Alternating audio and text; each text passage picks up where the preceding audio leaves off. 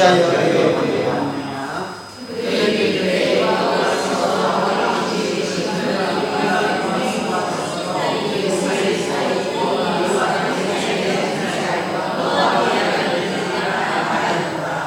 너는 우리를 대하지 말라. 이는 우리가 너를 원하지 아니하고 선한 일만 내게 행하여 내가 평안히 가게 하였으니 이제는 너와 함께 복을 받을 것이다.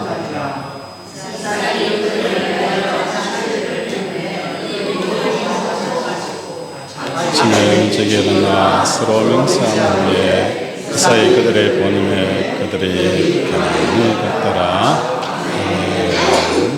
오늘 본문의 내용은 아비멜렉이 친구 아우삭과 군대 장관 비골과 더불어 이삭을 찾아와서 화친을 청하는 내용이 나옵니다.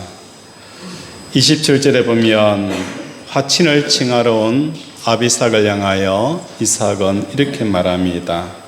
그들에게 이르되 너희가 나를 미워하여 나에게서 너희를 떠나게 하였거늘 어찌하여 내게 왔느냐라고 질문을 합니다.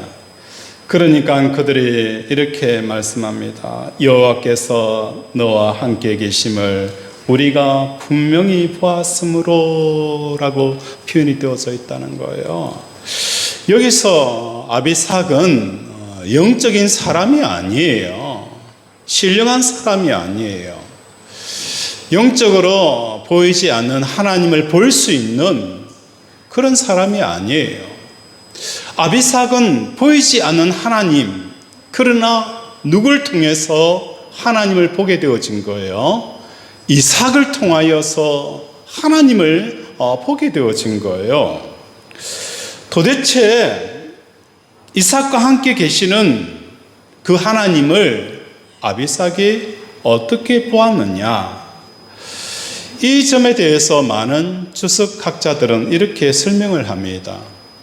26장 12절에 보면 하나님께서 복을 내려주셔서 100배의 수확을 하고 재산이 엄청나게 많아 거부가 되었다는 그 하나님의 축복으로 인하여 군사력과 경제력의 위협을 느껴서 이삭에게 찾아와서 화친한 것이다 라고 그렇게 설명을 덧붙인다는 것입니다. 이 주석이 정말일까? 이삭이 하나님의 축복을 받았어. 경제적으로나 군사적으로 강력해지니까 위협을 느껴서 아비삭이 이삭을 찾아와서 야, 우리와 함께 언약을 맺자, 계약을 맺자라고 했을까? 우리가 12절과 16절을 자세히 살펴보면 그 답이 나옵니다. 12절에 보면 이삭이 그 땅에 농사하여 그의 100배나 얻었고 여호와께서 복을 주심으로 그 사람이 창대하고 완성하여 마침내 거부가 되어 양과 소가 떼를 이루고 종이 심히 많았으므로 블레셋 사람들이 그를 어떻게 했다는 거예요? 시기하였더라 라고 표현되어져 있어요. 하반부에 보면 아비멜렉이 이삭에게 이르되 내가 우리보다도 뭐 하는 거예요? 크게 강성한 적 우리를 어떻게 하는 거예요? 떠나라 라고 표현하고 있는 거예요. 우리는 생각하기에 하나님의 축복을 받아서 경제적으로나 군사적으로나 유익하게 되어지고 풍성하게 되어지면 그 사람들이 우리와 위협을 느끼고 우리와 화친을 할 것이다 라고 생각하는데 그게 아니에요. 하나님의 축복을 우리가 받으면 받을수록 세상 사람들은 우리를 어떤 눈으로 바라보게 되어지는 거예요? 시기의 눈으로 바라보는 거예요. 시기의 눈으로 보고 우리가 더 많아지고 많아지면 많아질수록 그들은 뭐 하는 거예요? 우리 땅에서 떠나가라! 떠나가라! 라고 그렇게 나온다는 것입니다. 그러면 도대체 아비멜렉이 무엇을 보았을까? 중동 땅에서 이삭의 가족과 또한 종들과 가축들이 목숨을 유지하기 위해서는 제일 중요한 게 무엇이었을까요? 우물이라는 것입니다. 우물이 확보되어지지 않으면 그 많은 짐승들 한순간에 다 그 자리에서 죽게 되었어요. 종들이 물이 없으면 뭐 하는 거예요? 다 떠나가 버리는 거예요. 그래서 많이 가진 것이 중요한 게 아니라 우물이 있고 없느냐, 이게 모든 것들을 결정하게 되어지는 거예요. 그런데 이 블레셋 사람들이 이삭의 우물을 빼앗습니다. 이 생명과 같았던 그 우물, 전 재산과 같았던 그 우물을 빼앗을 때에 이삭은 그 우물을 버려두고 또 다른 곳으로 이사를 합니다. 이사를 하게 되어지면 와서 또 우물을 파서 물이 나오면 그것을 메고 뺏어버립니다. 이렇게 계속 뺏고 뺏기는 일들이 일어나게 되었어요. 이 상황 가운데 블레셋 사람들과 아비멜렉은 무엇을 보게 되어지느냐? 여호와 하나님을 그들이 보게 되어진 거예요. 우리가 다른 사람에게서 하나님이 발견될 때는 언제일까? 언제 사람들은 우리 가운데 하나님을 바라보게 되어지고 발견될 때는 언제인가? 큰 분자가 되어지고 세상적인 성공과 형통을 이루고 막강한 군사력과 힘을 갖출 때 그들은 하나님을 우리 속에서 발견하느냐? 아니라는 것입니다. 간정 집회를 우리가 가만히 듣게 되어지면 이런 간증을 하게 되어서요, 하나님 때문에 우리의 사업이 성공했습니다. 무너졌던 이 기업이 다시 회복되어졌습니다. 우리 하나님이 축복하셔서 우리의 기업이 살아났습니다. 내 암덩어리가 하나님이 치료하여 주셔서 나는 나았습니다라고 우리가 간증할 때에 사람들은 그 간증을 듣고 어떻게 반응하는가? 나도 사업에 성공하고 싶다는 거예요. 나도 이 희귀병에서 치료함 받고 싶다는 거예요. 사람들은 그 병에서 치료받고 회복되어지는 그 모든 것들을 하나님을 만나는 것이 아니에요. 하나님을 바라는 것이 아니라는 거예요. 하나님을 바라보지 않아요. 이 세상적인 가치들을 이루고 싶은 희망이 강화되어지고 하나님 자신을 갖고 싶은 것이 아니라 나도 부자가 되고 싶고 병에서 치유받고 싶은 이런 마음이 들게 되어진다는 거예요.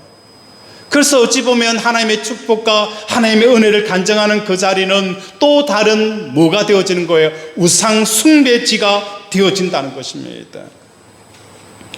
구약에서 우상 숭배를 최고로 많이 한 여자가 있어요. 그 여자 이름이 뭘까요? 이세벨이라는 여자예요.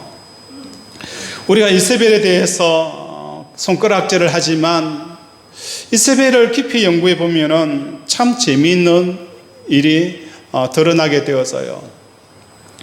이 이세벨이 사는 곳은 출생지는 시돈입니다. 우리가 역사책에는 페니키아라고도 표현이 되어져요. 이 페니키아는 지중해에 무역업으로 성장한 나라가 이 페니키아입니다. 전 세계로 무역을 하게 되어지니까 경제력으로나 문화적으로 이스라엘과 비교가 되어지지 않아요. 비교가 되어지지 않는 그 호화로운 삶을 살았던 그 공주가 이세벨이요. 그래서 이스라엘 나라로 결혼하여서 왕비가 탁 되어져 보니까 마치 무엇과 같은 것입니까? 서울에 살던 여자가 시골 깡촌으로 이사 온 것과 똑같은 거예요. 보니까 문화적인 갭이 너무너무 큰 거예요. 너무너무 문화적인 갭이 크니까 이세벨 입장에서는 이스라엘 나라에 와서 우리 베니키아처럼 잘 살아보세. 이 잘 사는 나라로 만들기 위해서 결단을 하게 되어지는 거예요. 우리나라가 어떻게 잘 살았느냐? 바로 바알을 잘 섬겼기 때문에 우리나라가 이렇게 잘 살았다. 이 이스라엘 땅에 와서도 이 국민들에게 나를 통해서 잘 사는 나라로 만들기 위해서 제일 먼저 뭘 하게 하는 거예요? 바알을 섬기게 하는 거예요. 바알을 섬기고 또 이것저것 개간하고 개혁하여서 잘 사는 나라로 만들기 위해서 몸부림쳤던 사람이 이세벨이라는 거예요. 오늘 우리의 삶도 마찬가지입니다. 잘 살아보는 것이 어찌 보면 이세벨처럼 우리의 삶의 터전에 우상 숭배지가 되어진다는 것을 깨닫는 저와 여러분이 되어지기를 바랍니다.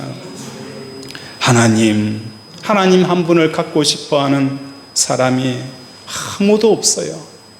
간증을 통해서 또 우리 주위에 정말 하나님 정말 사랑합니다, 하나님은 내 하나님이 되십니다라고 그렇게 고백하는 사람들 보지 못했어요. 나도 사업에 성공하고 싶고, 나도 돈을 벌고 싶고, 나도 병에 고치고 싶다, 이렇게 나오지 정말 그 하나님 죽도록 사랑합니다라는 그런 사람들을 보기가 어려웠다는 것입니다.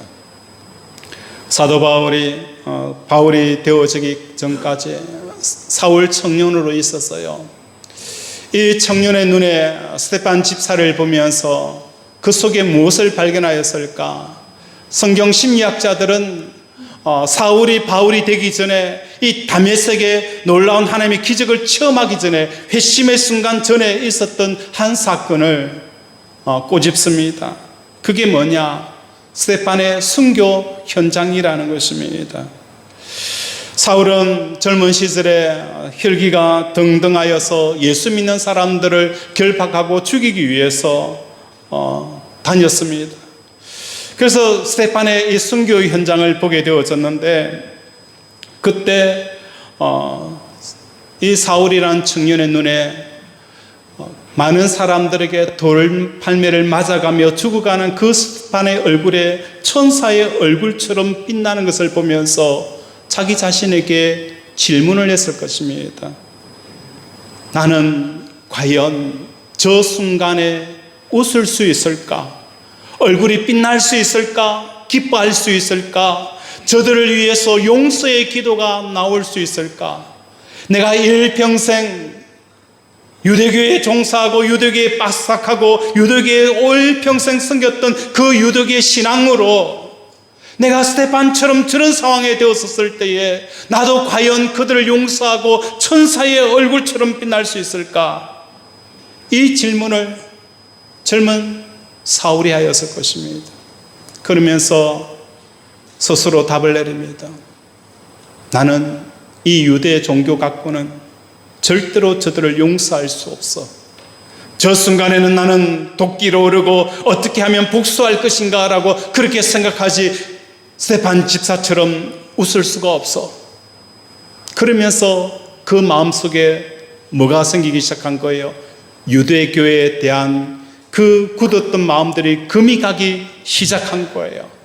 그리고 다메섹에서 예수를 만나는 순간 그 금이 쫙 갈라지면서 예수를 만나게 되어지고 예수를 체험하는 역사가 일어나는 거예요. 스데반의 집사가 저렇게까지 할 수 있었던 예수라는 분이 과연 누굴까? 저렇게 그 순간에도 웃을 수 있는 그 예수라는 분이 과연 누구일까? 젊은 사울은 그 스데반의 죽음 앞에서 하나님을 보게 되어진 거예요. 사람들은 우리를 통해서 어떻게 하나님을 만나는 것입니까? 이 세상 사람들이 가장 소중하게 생각하는 가치들이 있어요. 그 가치들을 상실하고 있는데도 평강이 끼워지지가 않아요. 그 소중한 가치들이 없어졌는데도 기뻐하고 행복한 마음을 유지하고 있을 때 사람들은 나에게서 무엇을 보게 되어지는 거예요? 하나님을 보는 역사가 일어나게 되어지는 것입니다. 내가 돈 많이 버는 성공을 하나님을 통해 이루었다 할 때에도 하나님을 보는 것 아닙니다. 성공이 없어지고 가치가 없어지고 소중한 모든 것이 다 사라졌는데도 내가 웃고 있으며, 그때 사람들은 내게서 하나님을 보는 역사가 일어나게 되어지는 거예요. 우리는 십자가 자리로 매일 매 순간마다 나아갑니다. 이 십자가 자리라는 것은 어떤 자리일까요? 민수기에서 십자가 자리라는 이 자리는 어떤 자리일까요? 하나님께 저주를 받은 자리가 십자가라는 거예요. 우리가 세상 사람들이 말하는 이 저주받은 사람은 어떤 사람이 저주받은 사람일까요? 자녀들이 대학교도 떨어지고 삼수사수하고 직장을 가지지 못하여 백수 생활을 하고 사업에 손을 대는 것마다 다 실패하고 남편 복도 없고 아내도 복도 없고 자식 복도 없는 이 사람들을 사람들은 뭐라고 표현하고 있는 거예요? 저주받은 사람이다라고 이야기를 하는 거예요. 십자가 자리는 저주받은 자리예요. 저주받았다는 것은 무엇을 말하는 것입니까? 세상 사람들이 좋다고 하는 것이 전혀 없는 그 자리가 십자가 자리라는 거예요. 그 십자가 자리가 오늘 우리 성도들의 마음이 머물러야 될 자리고, 그 자리가 하나님께서 우리를 만나는 자리고, 그 자리가 하나님께서 우리에게 말씀하는 자리라는 것을 깨닫는 저와 여러분이 되어지기를 바랍니다. 이렇게 말하니까 성도님이 질문을 합니다. 목사님, 예수를 잘 믿으면 믿을수록 가난하게 살아야 됩니까? 없어야 됩니까? 병든 채 살아야 됩니까? 라는 이런 질문을 합니다. 가난하게 살아라, 병든 채 살아라, 그런 이야기가 아니에요. 십자가 자리에 머무는 성도들의 삶은 돈이 많아도 그것 때문에 교만하지 않는 삶을 살아가는 겁니다.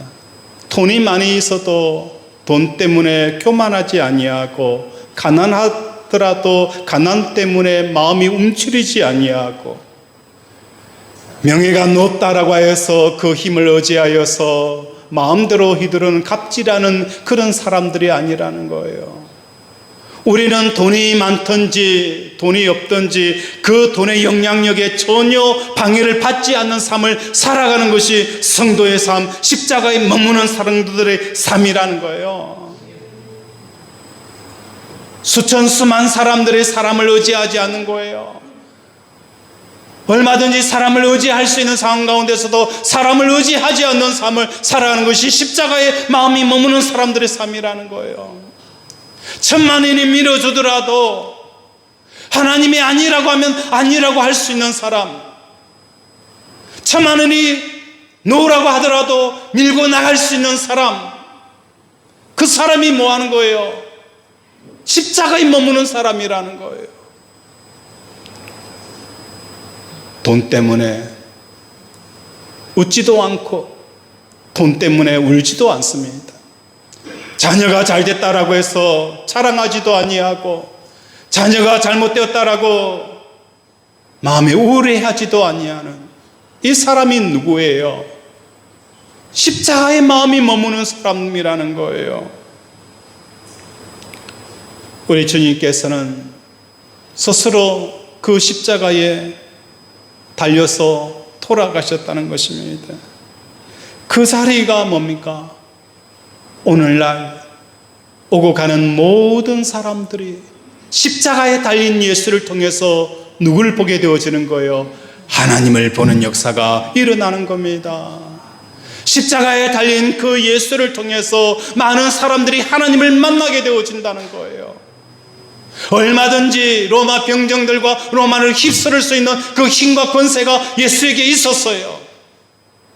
그러나 어린 양처럼, 토살장에 끌려가는 어린 양처럼 우리 예수님께서는 십자가에 달리는 그것을 통해서 오고 가는 모든 사람들이 그 십자가에 달린 예수를 통해서 살아계신 하나님을 보게 되어지고 영광의 하나님을 만나고 체험하는 역사가 일어나게 되어진 거예요.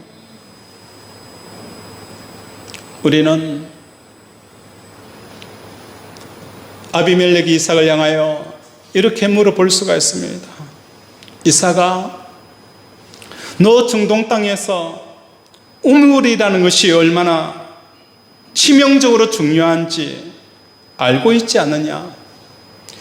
지렁이도 밟으면 꿈틀댄다는데 생명인 우물을 내가 뺏었는데도 단 한마디도 안 하고 정 한 번 없이 어떻게 다른 장소로 옮겨갈 수 있더냐?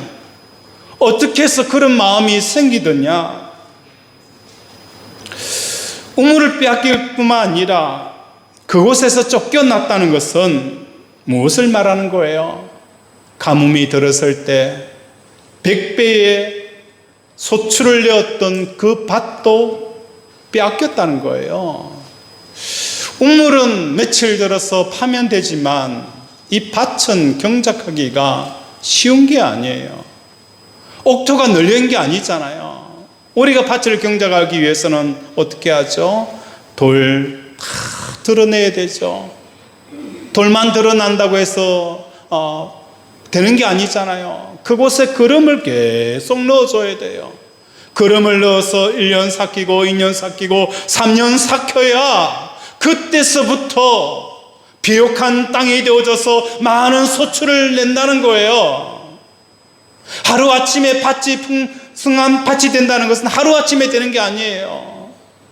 그것마저 빼앗겼으니까 어떻게 해서 다시 밭을 일구지? 어떻게 처음부터 다시 돌을 드러내고 풀을 보여서 거름을 만들고 1년 경작하고 2년 경작하고 3년 경작해서 어떻게 밭을 만들지? 다시 시작한다는 것은 쉬운 일이 아니에요. 그럼에도 불구하고 아브라함은 아비멜렉에게 뺏는 이 상황 속에서도 다시 옮겨서 다시 시작하는 거예요. 돌을 드러내고 거름을 주고 그렇게 경작을 하게 되어지는 거예요. 한 번도 아니고 3번 반복해서 어떻게 그런 일을 할 수 있니 이삭아? 라고 묻는 것입니다. 아비멜렉은 왕입니다. 똑똑한 사람입니다. 우리는 기껏 본문에서 보면서 경제력과 군사력을 무서워하여서 화친을 청하러 왔다라고 생각만 합니다. 아비멜렉이 본 것은 군사력과 경제력이 아니었습니다.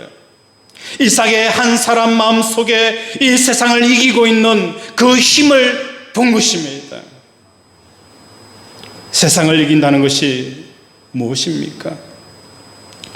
세상 사람들이 좋아하는 모든 가치들이 이삭의 마음에서 평강과 행복을 좌지우지하지 아니하는 이것을 뭐하는 거예요? 아비멜렉이 본 거예요.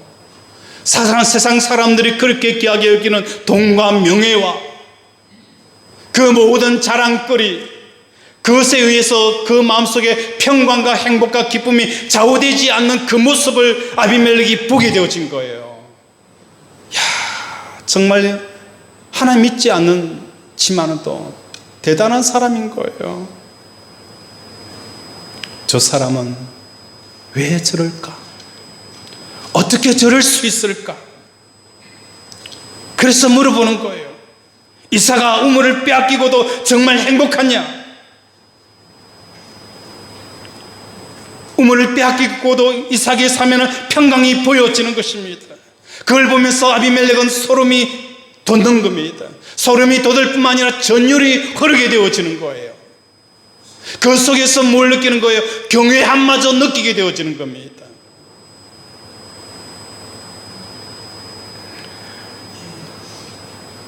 사울은 스데판에게 마음으로 물어봅니다. 어떻게 돌에 맞아 죽는데도 얼굴이 천사같처럼 빛나냐? 돌에 맞아 죽어가면서 억울한 눈명을 써서 돌에 맞아 죽어가면서 어떻게 그렇게 행복할 수 있느냐? 스데판 집사는 말합니다. 돌에 맞아도 행복하다.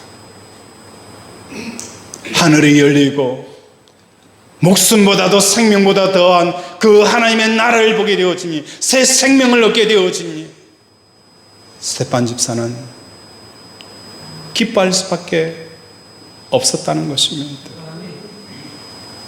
오늘 우리에게 질문합니다. 이 모든 것을 읽고도 정말 행복하냐? 정말 기뻐하냐? 나 주님 한 분만으로 행복합니다. 나 주님 한 분만으로 너무 기뻐합니다. 이것을 사람들이 보게 되어질 때에 그때 사람들은 나를 통해서 살아계신 하나님을 보는 역사가 일어나게 되어지는 겁니다. 이것이 우리의 힘이라는 것입니다.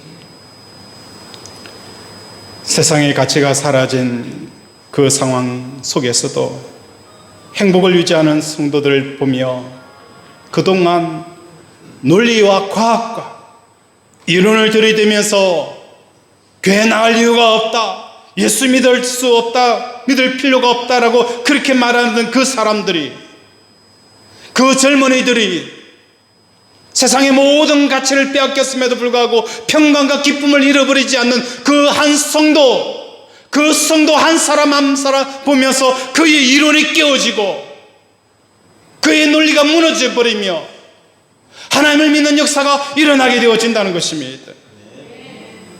우리는 논리로 예수 증거하는 거 아닙니다. 지식으로 설득력으로 하는 게 아닙니다. 내 삶 가운데 어떤 것도 잃어버리지 않냐는 그 평강과 기쁨과 행복함이 어떤 복음의 메시지보다도 더 강력하다는 것을 깨닫는 저와 여러분이 되어지기를 바랍니다. 복음 성가 가운데 이런 찬양이 있습니다. 나는 행복해요 하는 이 찬양이 있는데 우리 이 찬양을 함께 불러보도록 하겠습니다. 나는 행복해요.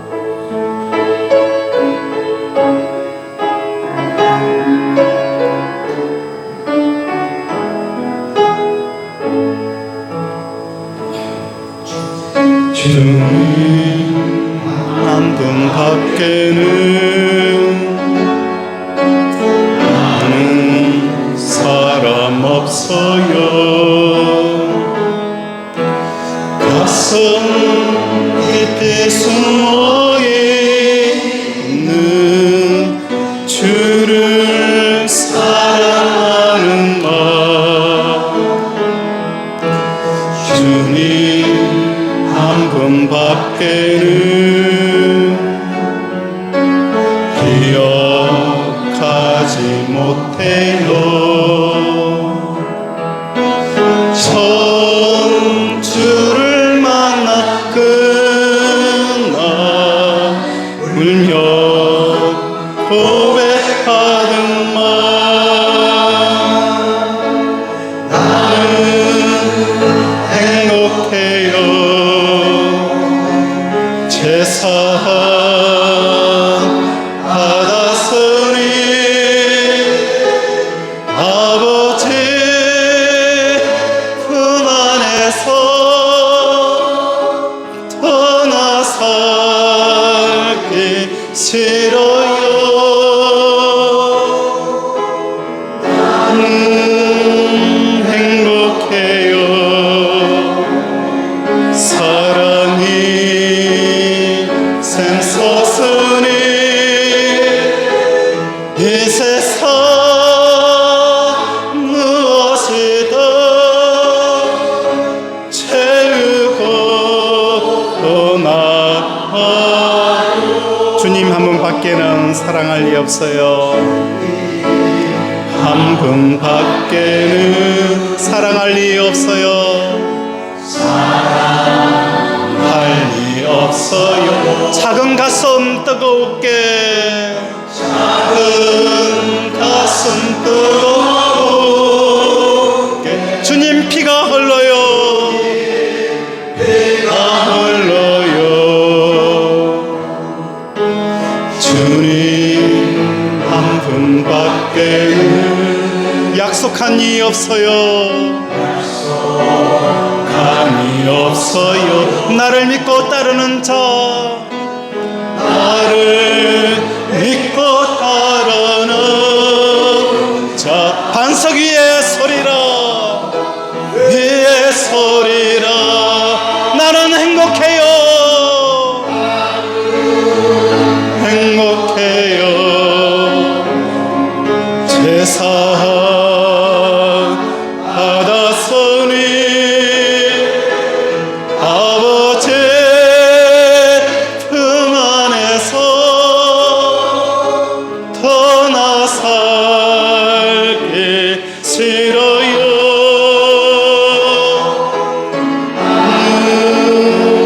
행복해요. 사랑이 샘솟으니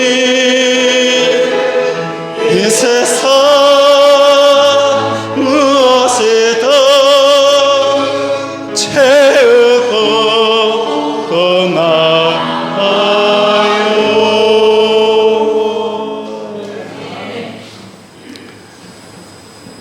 사랑하는 우리 장로님, 권사님, 집사님, 지금 정말 행복합니까? 지금 정말 행복합니까? 세상적인 가진 것이 다 빼앗기는 그 상황 속에서도 깨어지지 않는 그 평강과 그 행복함, 그걸 보는 세상 사람들은 등골이 오싹한 거예요. 오싹을 넘어서서 경외함마저 느끼는 거예요. 그 속에 하나님을 만나는 역사가 체험하게 되어지는 겁니다.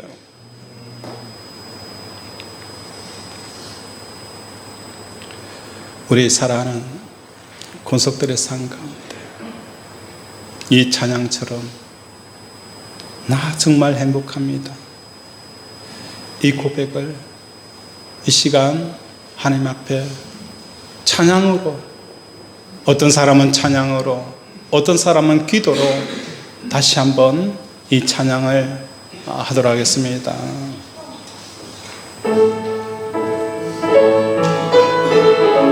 하나님,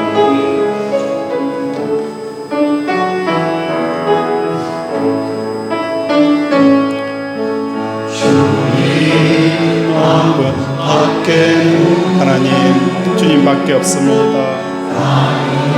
주님밖에 아는 사람 없습니다. 가슴 깊이 숨어있는 주를 사랑하는 마음, 주님 한 분밖에는 기억하지 못해요. 주를 만난 그날 울며 고백하던 날, 나는 행복해요. 제사 받았으니 아버지 품 안에서 떠나 살기 싫어요.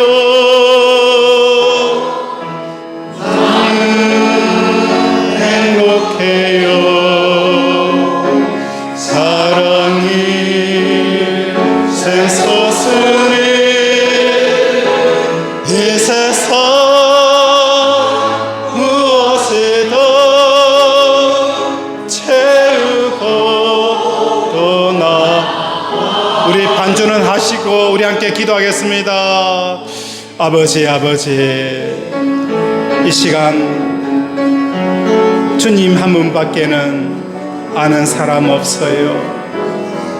아버지, 가슴 깊이 숨어있는 주를 사랑하는 마음, 주님 한 분밖에 없어요. 아버지, 내가 처음 주를 만나서 흘렸던 그 눈물 첫사랑 회복하게 하여 주시옵시고, 이제 어느 순간 하나님의 선물로 하나님이 주시는 선물로 하나님을 잃어버렸던 우리의 삶들을 이 시간 회개합니다. 첫사랑을 회복해 하시고 이제 하나님 한 분만으로 기뻐하고 행복하는 그 새날을 허락하여 주시옵소서. 아버지, 이 시간 하나님 앞에 기도하는 심령마다 성령의 불이 임하게 하시고 회개의 영이 터지게 하여 주시옵시고 우리의 굳어졌던 신앙이 다시 회복되어져서 첫사랑을 회복하는 우리 권속들 되게 도와 주시옵소서.